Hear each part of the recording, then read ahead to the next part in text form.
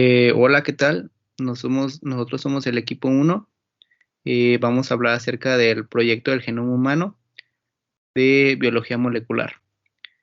Nuestro equipo está compuesto por Diana Ruiz, Cecilia Melchor, Citlali Flores, Daniela Quintero, Daniela Sánchez y su servidor Emiliano Palomo. Eh, bueno, estos son nuestro índice, de lo que nosotros vamos a hablar, que es la introducción, los antecedentes del proyecto del genoma humano, que es su historia, metas, sus etapas, los resultados que se obtuvieron, una línea del tiempo, la ética genética y unas conclusiones.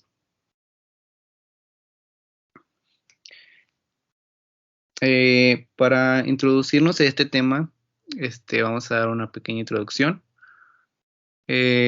¿Alguna vez nos hemos preguntado por qué tenemos los ojos de nuestra madre y la nariz de nuestro padre y todos esos parecidos?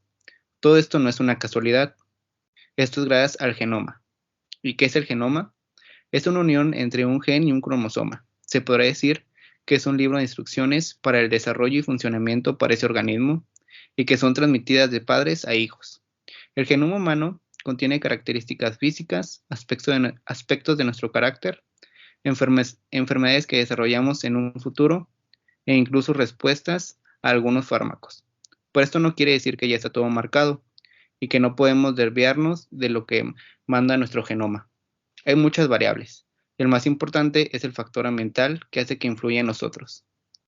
Sabemos que el gen está compuesto por una serie de compuestos que se llaman bases nitrogenadas, que es la adenina, timina, guanina y citosina.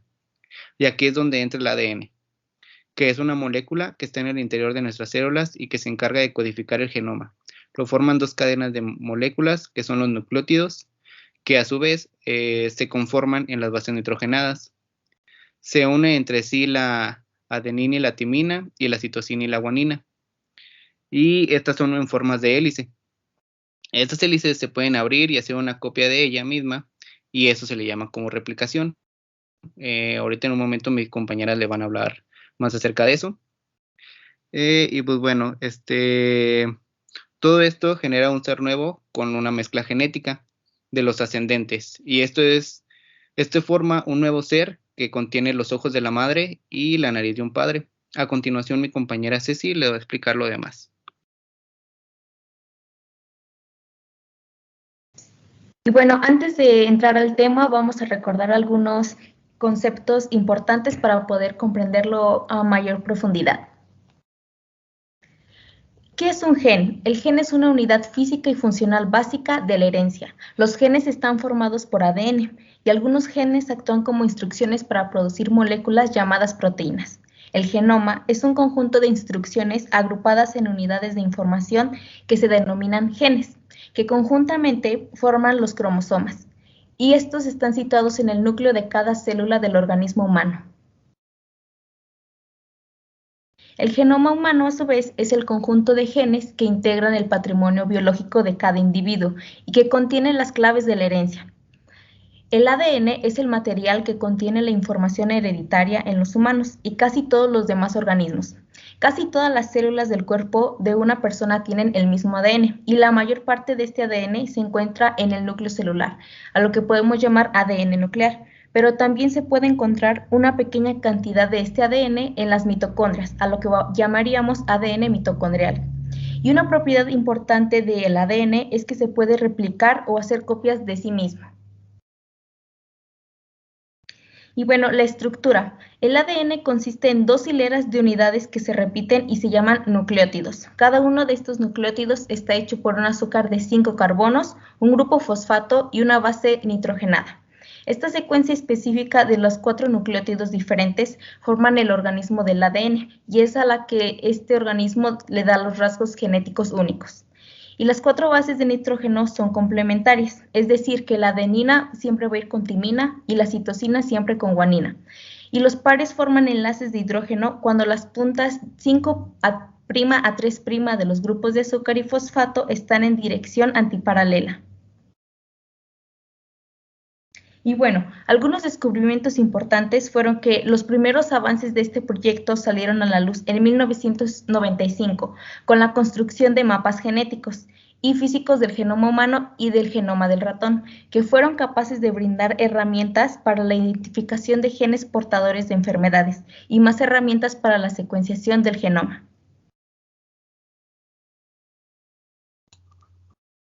Bueno, primero hay que saber qué es el proyecto del genoma humano.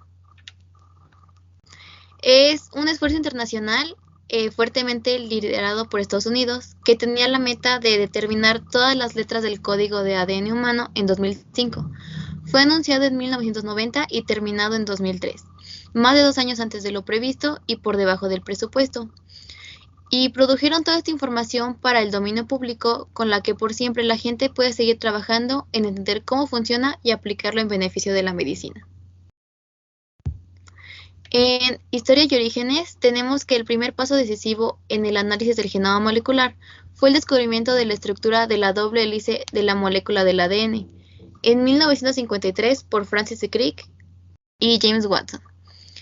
El Departamento de Energía de los Estados Unidos, con intención de obtener datos sobre la proyección del genoma contra los efectos mutágenos de la radiación, se involucró en 1986 y estableció un proyecto inicial del genoma en 1987. En 1988, el Congreso de los Estados Unidos financió tanto al NIH como al DOE, y James Watson fue nombrado director del componente del NIH, que recibió el nombre de Oficina de Investigaciones del Genoma Humano.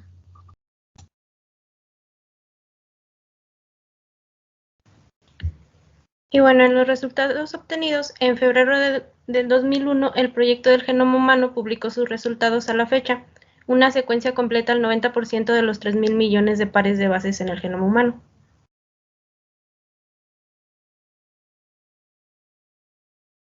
Y todo esto nos ha permitido conocer que los humanos tienen aproximadamente entre 30.000 y 40.000 genes, y del total de nuestro genoma, el 40 o 50% tienen funciones desconocidas. El 95% del genoma está formado por ADN basura, y las regiones de ADN que codifican proteínas ocupan apenas el 1.1% del genoma humano. En 1778, genes fueron identificados para dolencias como el asma y el Alzheimer. Comparado con nuestro genoma con el chimpancé, concluimos que compartimos el 98%. Los genes descubiertos para determinadas enfermedades, mapeado el cromosoma relacionado con el síndrome de Down, es el menor de los cromosomas humanos, relacionado además con otras dolencias tales como la arteriosclerosis y el Alzheimer. Y otros proyectos adjuntos al proyecto del genoma humano es que compartimos el 70% de nuestro ADN con un caracol y el 50% con una banana, y enfermedades significantes pueden ser causadas por una sola cadena de nucleótido en un solo gen, y tenemos de 20.000 a 25.000 genes, y cada gen tiene aproximadamente 3.000 bases. El proyecto del genoma humano tuvo dos fases. La primera es la fase Shotgun, que tuvo como finalidad secuenciar el ADN. En primer lugar, se obtiene el ADN clonado para secuenciar. Posteriormente se secuencia este ADN clonado para finalmente reunir datos de secuencia de varios clones para determinar la superposición y establecer una secuencia continua. Uno de los métodos para la secuenciación de ADN más importantes fue la electroforesis, en el cual el ADN es extraído, insolado y amplificado, y después se va a agregar a pozos de gel de agarosa. Se va a aplicar corriente eléctrica de gel, y las bandas van a ser separadas por tamaño debido a la propiedad de porosidad del gel. Las bandas van a ser posteriormente teñidas y así se van a poder diferenciar en tamaños. En la fase final del proyecto del genoma humano tenemos que saber que la fase Shotgun nos dejó el proyecto del genoma humano con 147.821 huecos, y en la fase final se logró conseguir el 99% del genoma humano con únicamente 341 huecos.